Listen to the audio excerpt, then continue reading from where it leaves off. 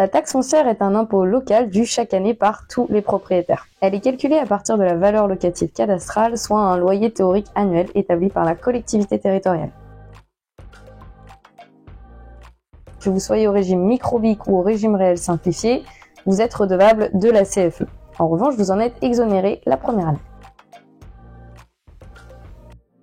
Si vous êtes LMNP et que votre activité est en bénéfice, vous êtes redevable de prélèvements sociaux qui sont de l'ordre de 17,2%.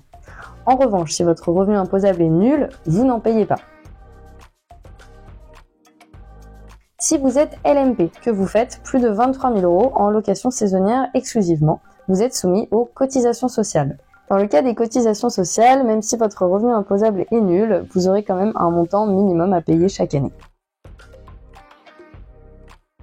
La taxe d'habitation sur la résidence principale a été supprimée depuis le 1er janvier 2023. Il faut donc prévoir de la payer sur le bien si vous faites de la location saisonnière et que vous occupez ponctuellement le bien. En revanche, si vous êtes en mesure de prouver que vous n'occupez jamais le bien pour votre usage personnel, c'est-à-dire que vous passez par une agence pour louer le bien, vous pouvez tenter de demander une exonération. La TVA peut s'appliquer à votre activité si le bien est situé dans une résidence de tourisme, résidence étudiante ou résidence senior, s'il existe un bail commercial. Assurez-vous de vérifier si cela s'applique à votre situation.